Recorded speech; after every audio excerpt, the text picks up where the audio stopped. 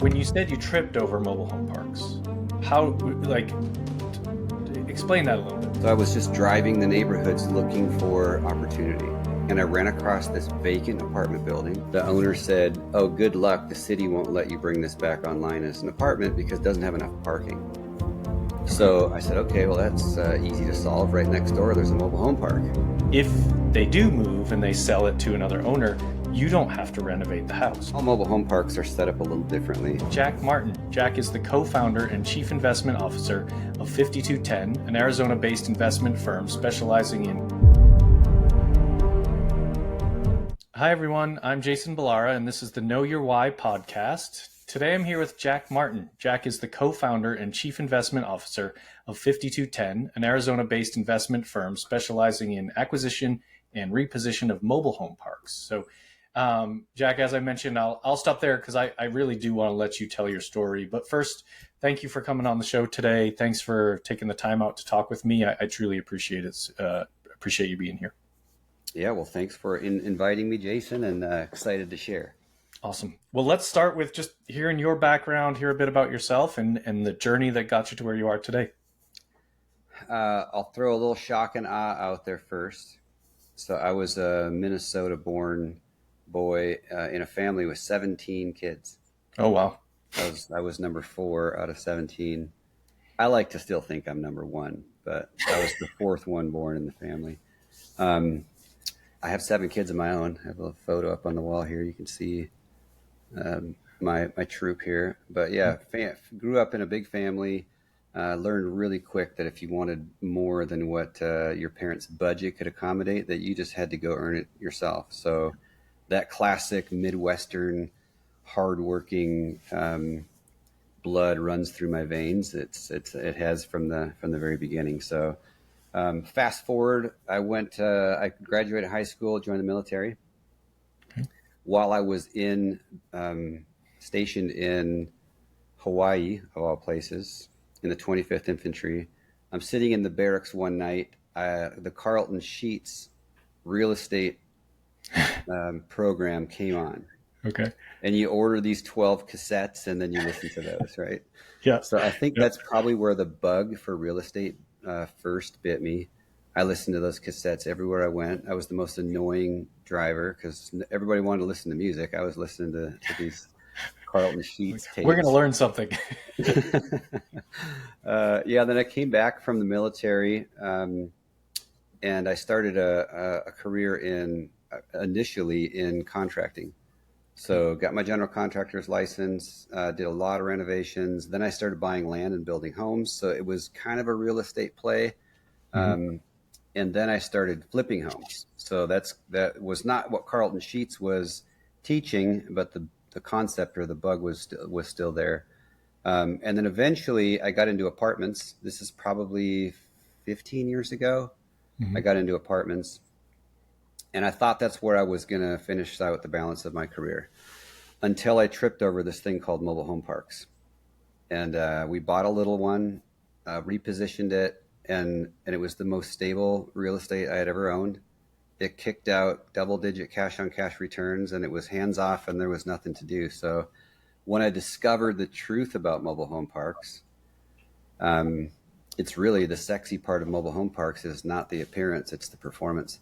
That's when I was hooked. So I started this company that I co-founded with another gentleman, 2016, and we're currently about 2,000 lots across 5 states. We're managing about $60 million in private capital, and it is still proven to be the most stable real estate I've ever owned. I do like to.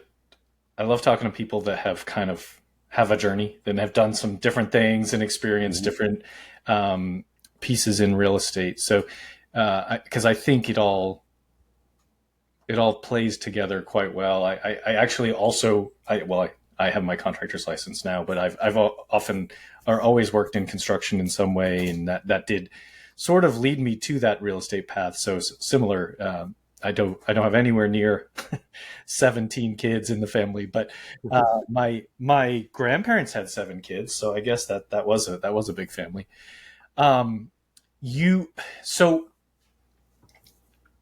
when you said you tripped over mobile home parks, how like explain that a little bit. What does that mean? And then I do want to talk a bit more about kind of why you say it's the most stable and go Yeah. down that road. So I was an apartment guy. I had moved from Phoenix up to Flagstaff, which is like a small mountain town, maybe 100,000 people. Um, since I lived there, I was still doing business apartments in Phoenix. But I said, hey, let's do some apartments up here in Flagstaff as well. So I was just driving the neighborhoods looking for opportunity. And I ran across this vacant apartment building, and it boarded up and it looked like it had been vacant for a while. I approached the owner. The owner said, oh, good luck. The city won't let you bring this back online as an apartment because it doesn't have enough parking. Okay. So I said, okay, well, that's easy to solve. Right next door, there's a mobile home park. And it has half an acre, which would be adequate to solve for the parking. So I bought the mobile home park. And then I approached the city with the plan to bring this vacant apartment complex back online. Well, fast forward, they never had any intention of allowing that to be anything else except for a government office. That's what it is today. But I had already purchased this mobile home park. So when I Mhm. say I tripped over it, it was not an intentional thing to get into that Yeah. business. Yeah. But once I learned that the city wasn't ever going to allow me to use this mobile home park as parking, okay, well now I have a mobile home park. Let's see what these are about. Yeah. So, like anybody else, I viewed mobile home parks like trailer parks. They're trailer Yeah. trash. At least that's the stereotype. So I didn't have an intention of getting into that business, but once I repositioned it, that's when I discovered the truth about mobile home parks, which is it is without question the most stable real estate that there possibly could be, and that's not just stable cash flow while you own it. That's very consistent, but it's also stable with respect to volatility. Hmm. So if you look back I'll just give you a couple examples. If you look back at 2008, 9, 10, 11, probably the toughest stretch for anybody who was invested in real estate or owned real estate. In the markets that we were interested in, this is part of our research that led us to choose the asset class and go all in 2016. So we looked across all the markets in the Southwest, the major markets that we were interested in exploring, and there was not a single foreclosure during 2008, 9, 10, 11 in mobile home parks. During a same period of time where there was 30 to 40% foreclosures in every other asset class during that same stretch. So that was a big clue for me. These are extremely stable during economic events that you can't control. But then also, we can only look back 5 years ago to COVID, Yeah. where there was a moratorium placed on rent, or you can't evict people for non-payment of rent. So most apartments, single-family homes, residential real estate experienced a dramatic decline in collections Hmm. to the detriment of maybe they can't even pay their mortgage because the if half your tenants aren't paying the rent, it's kind of difficult to pay your bills and the mortgage. Um, we had about 650 lots at that point, and across all of our parks, 100% of our lot rent got paid during 2020. So, and the reason for this, and this is something that the stability comes from two things, Jason. First of which is there's more demand, consistent demand for mobile home parks than there is for any other rental real estate. And it's because of the affordability.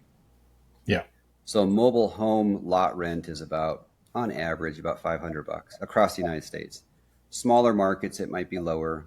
More expensive markets, it might be higher, but somewhere on average, about $500 a month. Whereas a two-bedroom apartment in that same market, of the same quality in the same neighborhood, is going to be between 1,500 and $2,000 a month.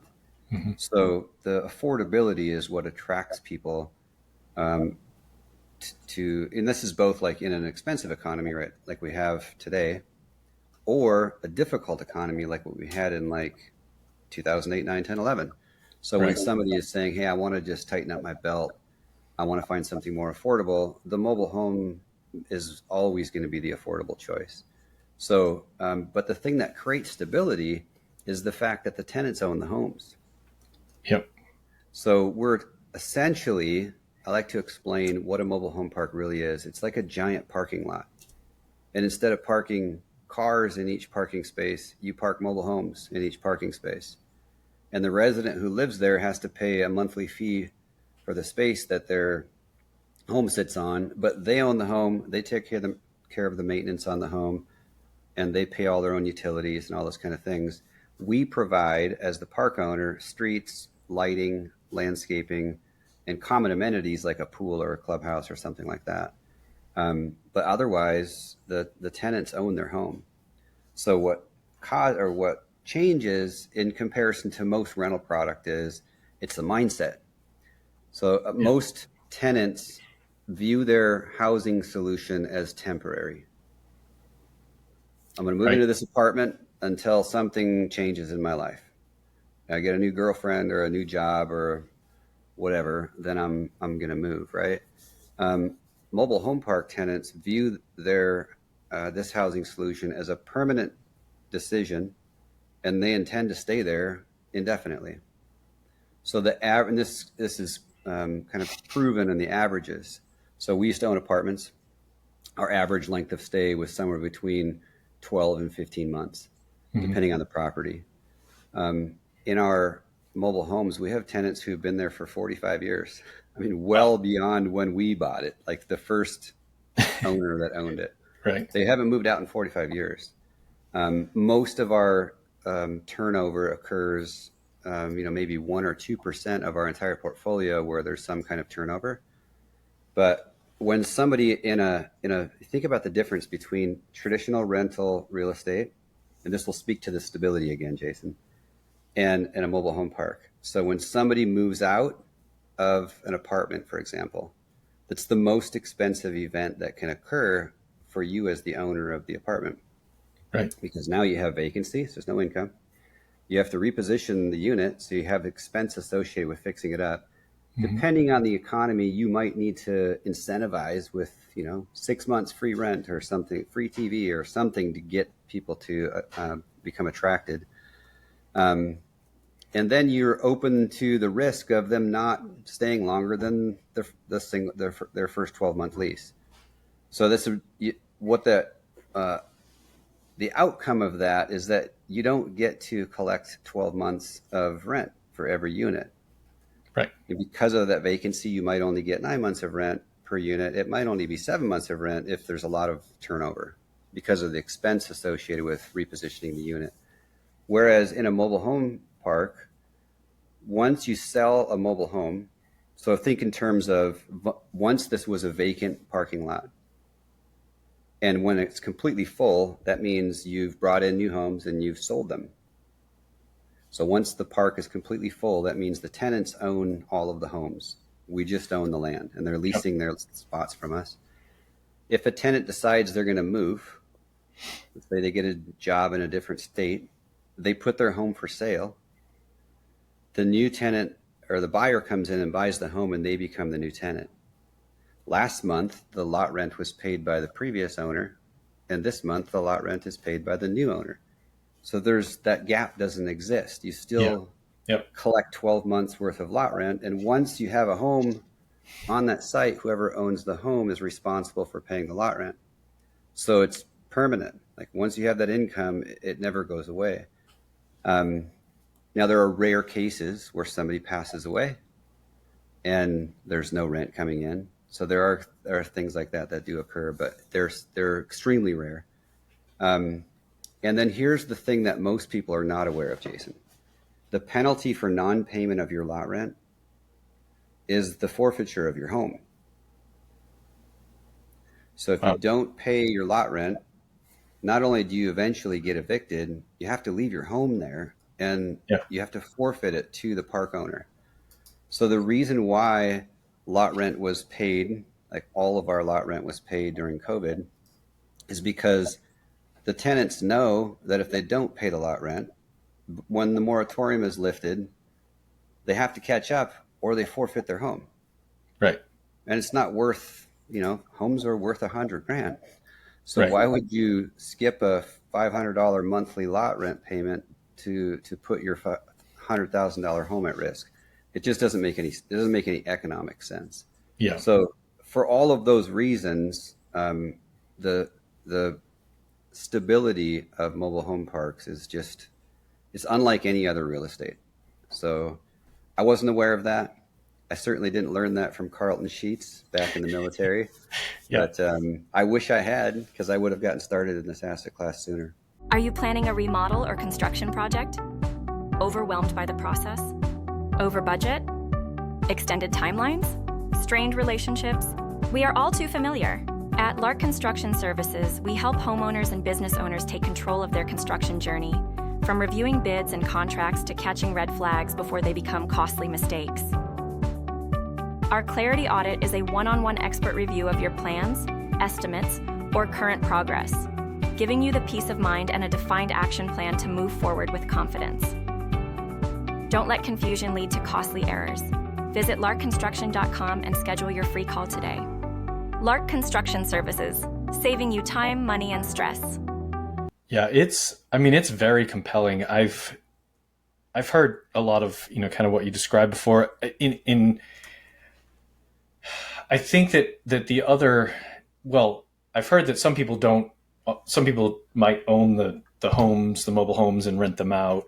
But I have always heard that the best strategy as ownership is to have the tenants, own those homes, Mm-hmm. because, you mentioned this, but if they do move and they sell it to another owner, you don't have to renovate the house. It's like with an apartment, we have to renovate it so that the next tenant can move in. So it's still just, it's an ownership play. And as you mentioned, you're taking care of the grounds, the amenities, all of that. Are they typically paying for their own utilities? How does that work? Yeah, so all mobile home parks are set up a little differently because think in terms of these are usually like mom and pop built Right. properties back in like the 60s and 70s when they were really popular. Typically, the power is direct billed to there's an individual pedestal at every unit.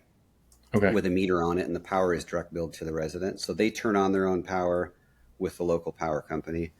And then there are some cases where the water and sewer is also direct billed from the utility company.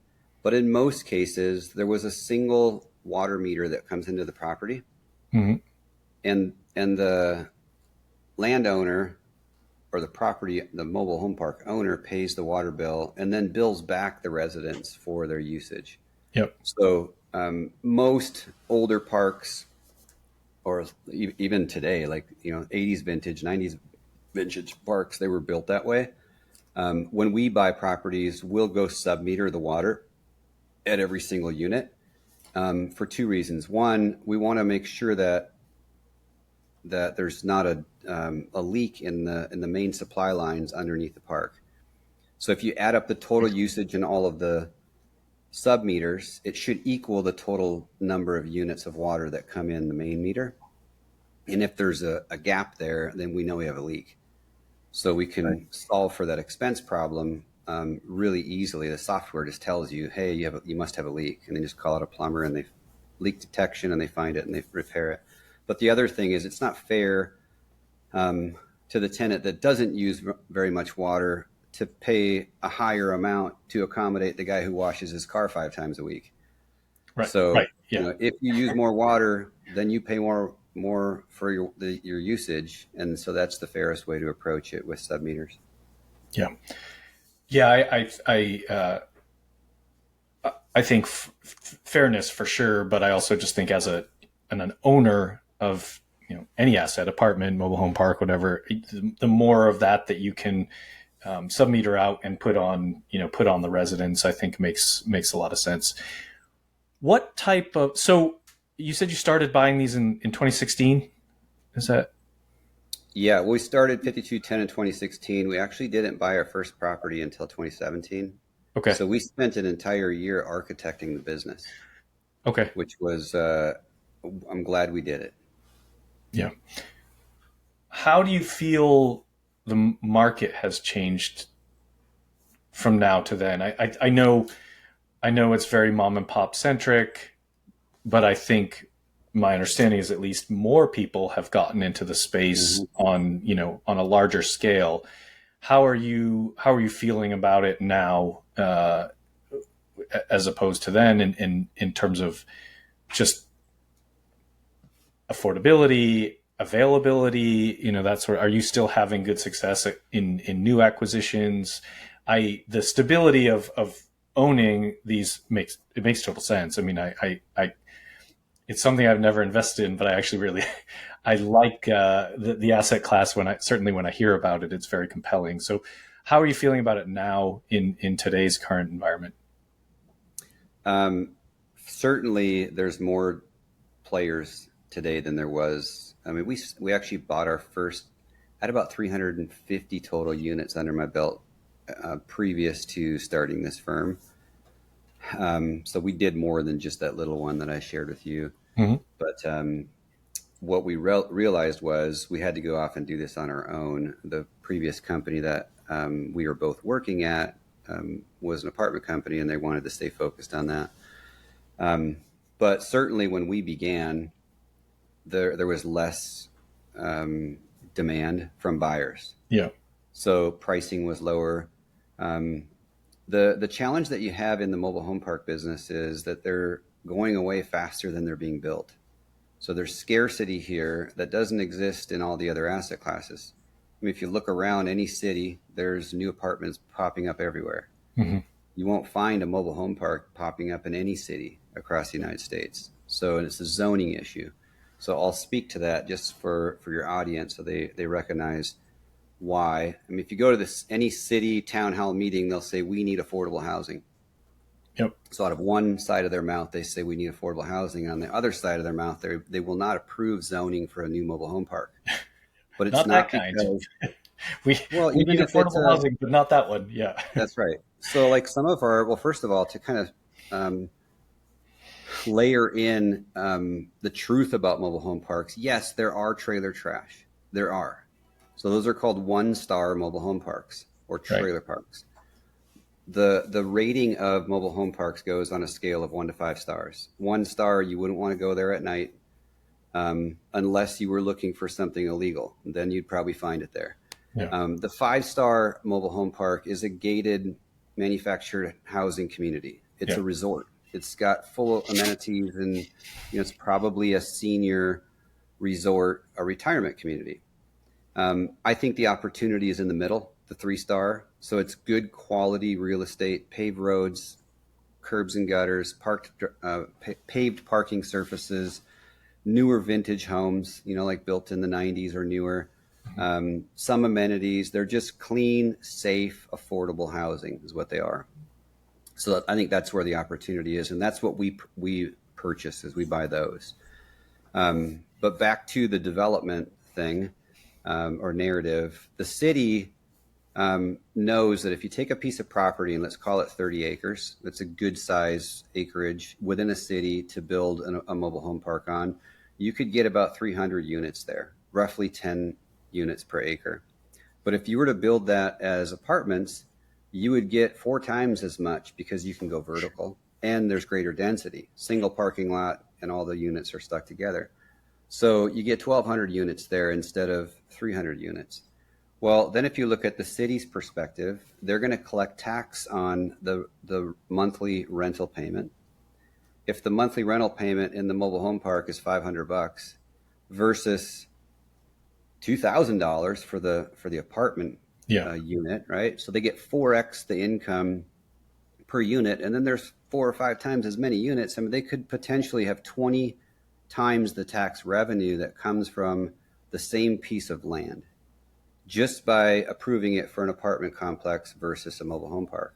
So look at that, or look at it through that lens, and then recognize that the city has a responsibility to provide school buses and fire and police services to all of these residents. Well, the cost to provide those services is greater than the tax revenue that they collect if it was a mobile home park. So they'd actually have to budget to lose money in most cases to approved zoning for a mobile home park. So there's more to it than, people will say, oh, the cities are just greedy. They want the 20x tax revenue. Well, yeah, they probably are. But they're also recognizing they don't want to take a loss just to provide an opportunity for affordable housing.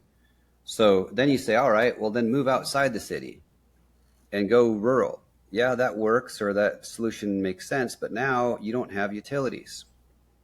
So now the cost of developing private utilities becomes the barrier to the financial success of the property.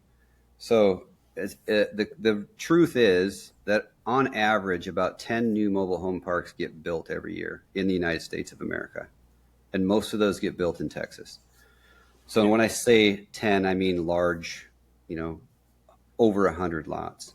But at the same time, like just right here in the Phoenix metro area, they knocked over a dozen mobile home parks in the last 12 months for redevelopment to something that has greater revenue. So they're going away faster than, I think for every one park that gets built, there's 99 that get knocked over. Yeah. So circle that back to the earlier conversation or question of, is it harder to find good opportunities? Yes, for two reasons. There's more players and there's a shrinking supply. So it's not easy to tap your way into this business. It's a little bit of a grind to get into it. However, if you focus on small mobile home parks, there's a tremendous amount of opportunity. It just so happens that as we grow, we're really only interested in buying large institutional quality mobile home parks. And there's reasons for this. One is economies of scale.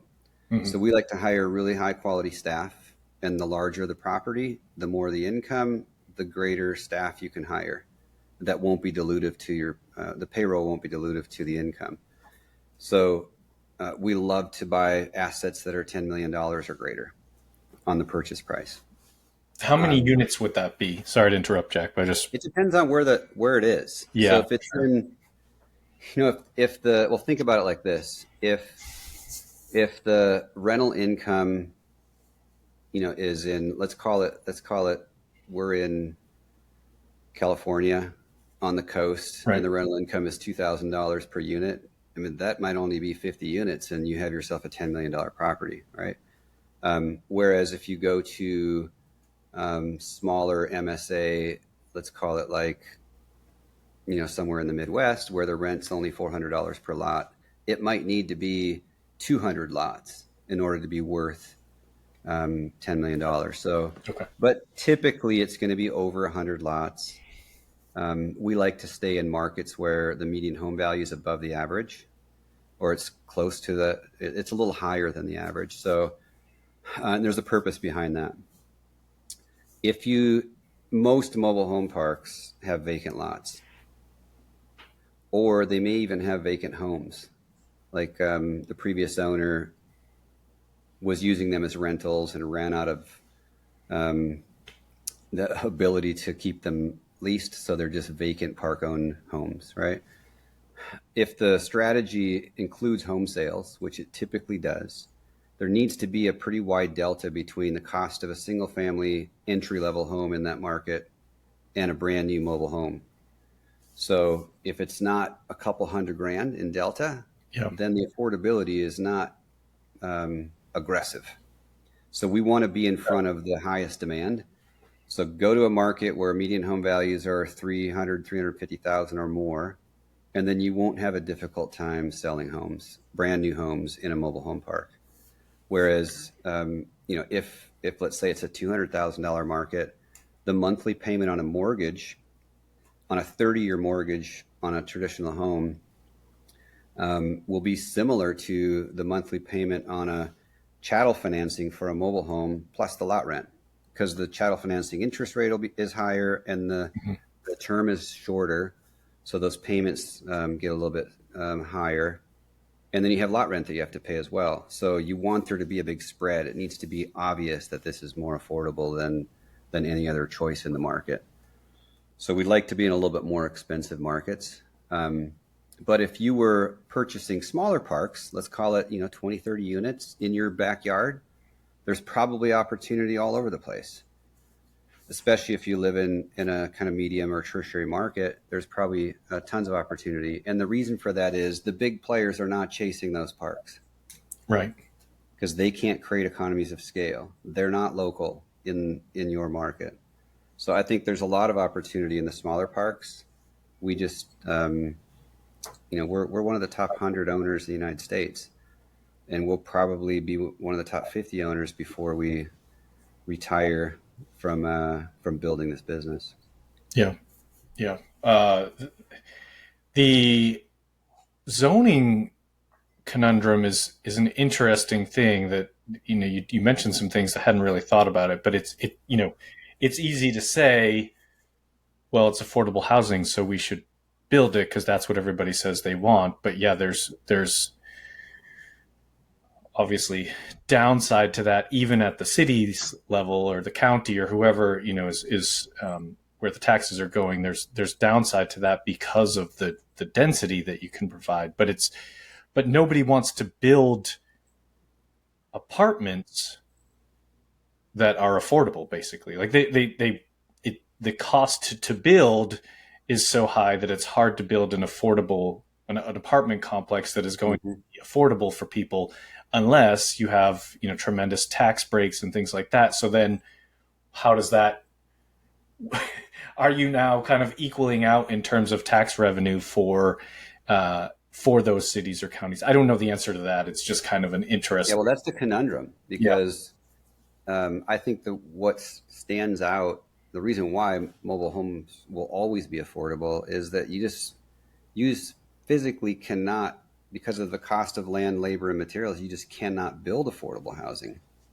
Yeah. Affordable housing has become, used to be that you could build a house if you were very handy and you buy your own land and build a home yourself. You could probably build it for, $50-$60 a square foot. Right. Because of the cost of land, labor, and material, even if you're handy, it probably still costs you 3 times that much today. Right. You can't get around the fact that things have gotten expensive. So, a mobile home, a brand new, well-appointed 2x6 construction, well-insulated, 3-bedroom, 2-bath mobile home, fully delivered, set up, installed with air conditioning and awnings and parking and all that kind of stuff. Landscaping is probably $100,000 on average. Mm-hmm. And that's everywhere in the United States. It might be a little bit more in a more expensive market because the labor to do those things are higher. It might be a little less in some smaller tertiary markets, but roughly it's $100,000. So if you think about per unit, $100,000 is still very affordable, even on a 15-year amortized loan. Yeah. It's still very affordable. So you just can't get that kind of affordability in traditional housing anymore. You just can't.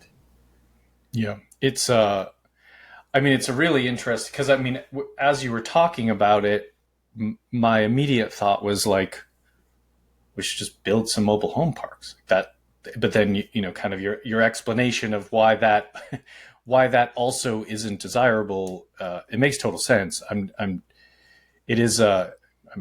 thinking the wheels are turning, I guess, is probably the best way to put it. But it's, I'm here in California.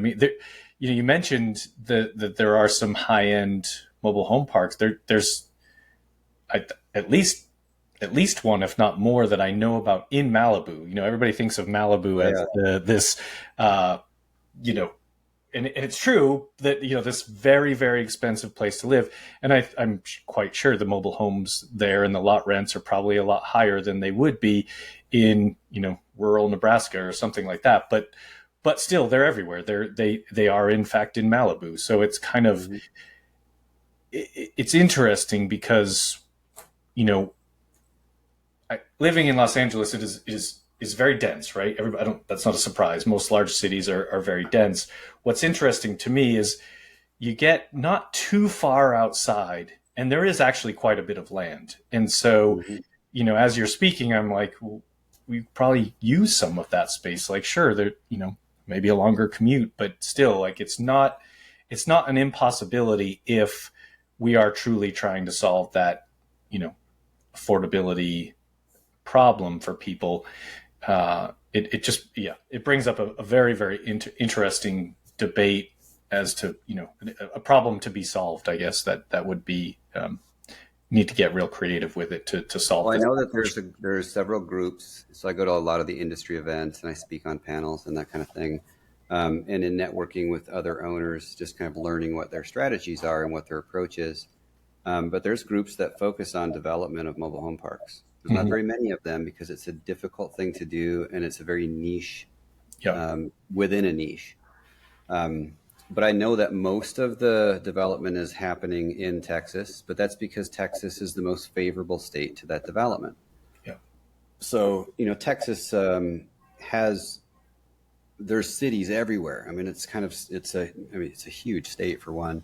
Right. But there's progressive development happening all over the state. So most of those are not getting built in Dallas or Houston. They're going to be built in, some tertiary market, between major cities or as bedroom communities of major cities. But I just know that Texas is the one that's or the state that's the most favorable to mobile home park development. But still, with that said, there's only like 10 of them that come online every year. So it's just extremely difficult to do. I view, even though that's the holy grail of mobile home parks, because everything is brand new. All of your infrastructure is new. Your amenities are brand new. All the homes are brand new. It's amazing to own a mobile home park that's got 100% tenant-owned homes because your expenses are really low. So as a comparison to other asset classes, where expenses typically range in the 50% range, in a mobile home park, you can get it down to 30% quite easily when it's fully stabilized. Rents are at market. Your expenses are where they need to be. All your tenants own their homes, and there's limited maintenance expenses. So that's another thing that creates the stability and the cash flow. I mean, you can get double-digit cash-on-cash yields pretty quickly in a mobile home park, whereas that's kind of unheard of in a lot of other asset classes. But I think it's worthy to share also, like, what do passive investors like the most about mobile home parks? So this is for your audience that are seeking passive investment. And when you compare this to other asset classes, this is what will stand out. And of course, I'll share this from the lens of the small check writer and the large check writer because they view things differently.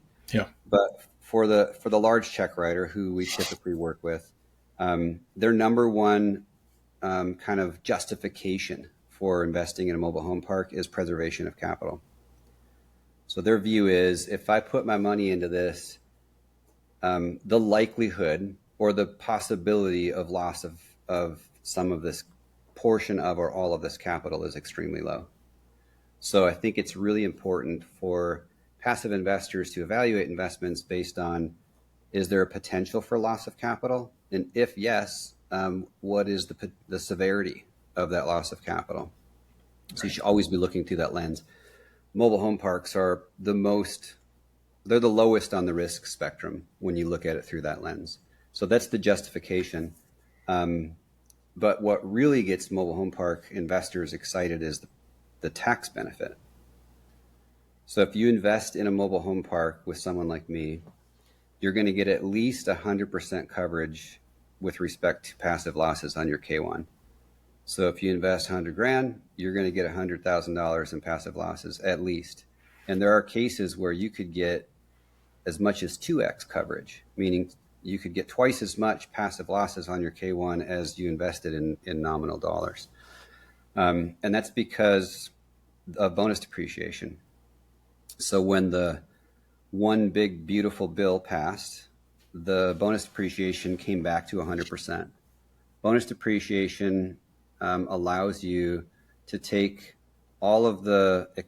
you basically can expense 100% of the portion of the property's value that falls under 20-year life or shorter. So in most real estate, that's going to end up being 30 or 40% of the value of the real estate. Right. Well, in mobile home parks, it ends up being about 70 to 80% of the value of the real estate because most of the value is the land improvements. It's the underground infrastructure. It's the pads and the pedestals. It's all the landscaping and fencing and everything but a building. So in a mobile home park, the only building is the clubhouse. Yeah. Or maybe a laundry facility. So if you look at how you segregate the value of a property, so you buy the property, go through a cost segregation study, 10% is the land, maybe 20 if it's well located. 10% would be the building, if there's a clubhouse or an office building there. And then the rest of it is all land improvements. So if you purchase a property and you put 30% down, let's call it a $10 million property, you put $3 million down, you'd end up with $7 million in debt.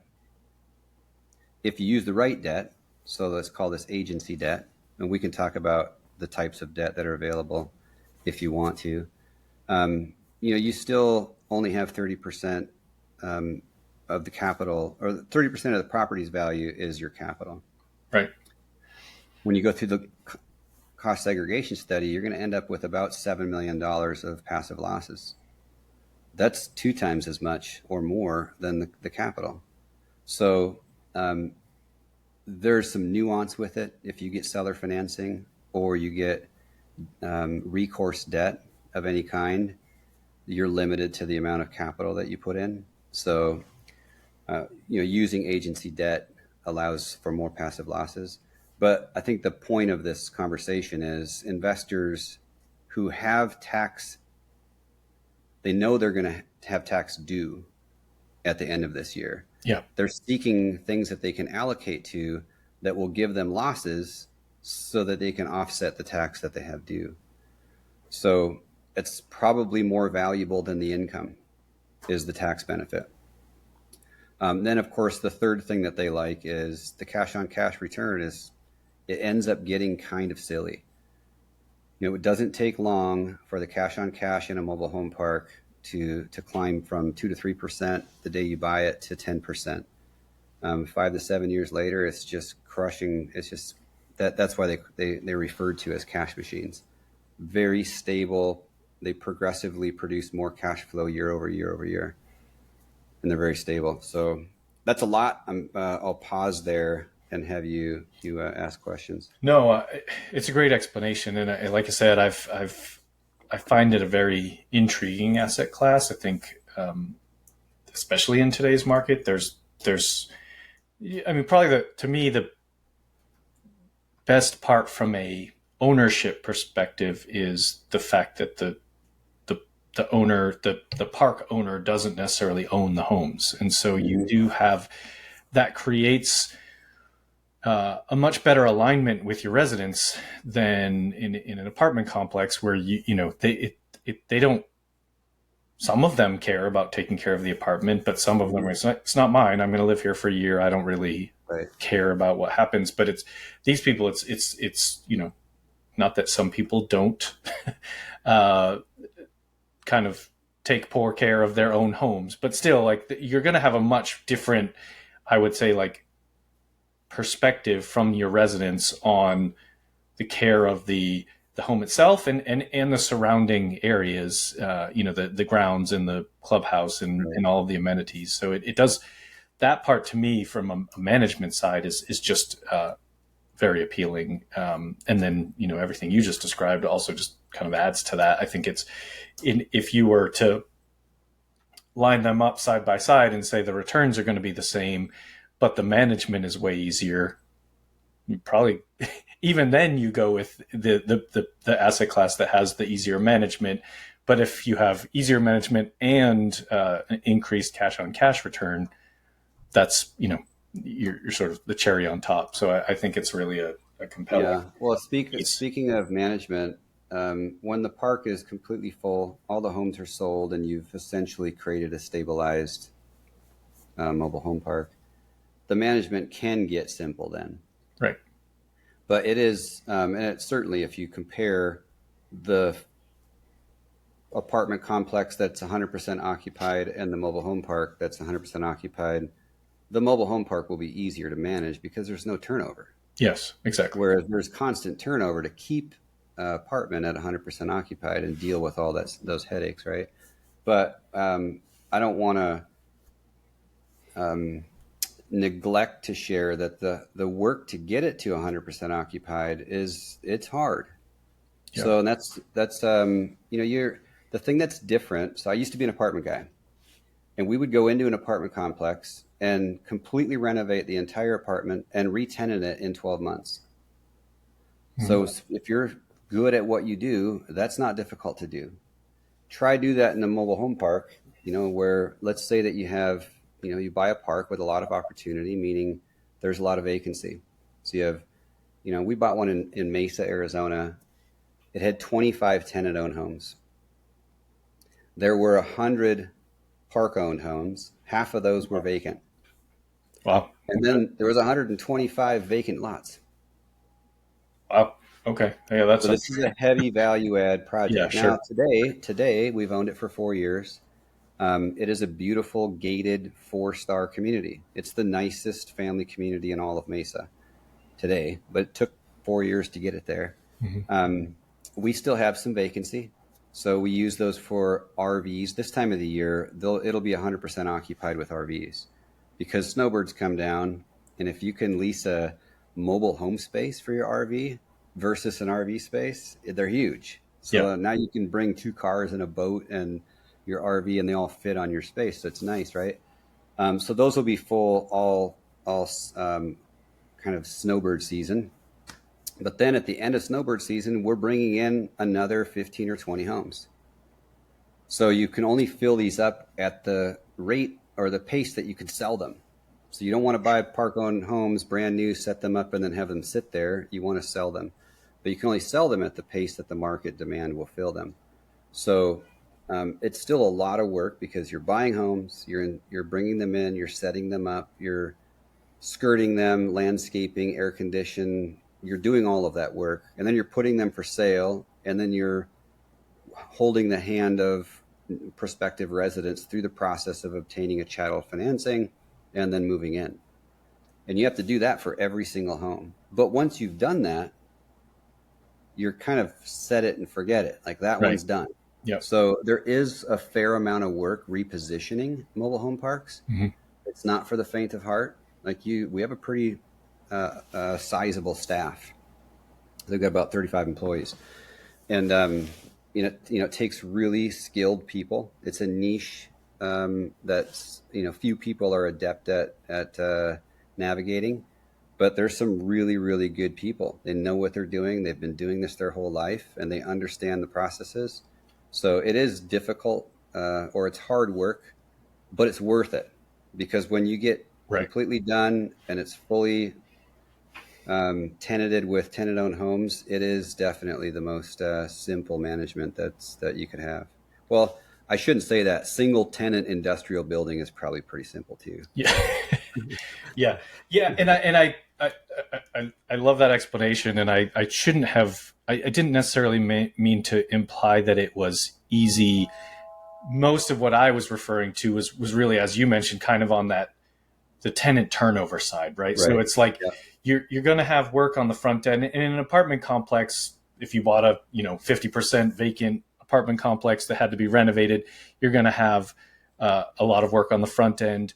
But then those people, you get them in, you do all the work, you get them in place, they might leave in a year and you sort of do it again. So I think I like the concept of saying, okay, you get to front load a lot of the hard work and then it gets to be a cash machine is actually that, because I mean, to me, quite literally, that's what you want out of investments, right? Like you want your investment to grow over time and become something that then becomes very, very stable. And so the stability and the path that you laid out just now, it's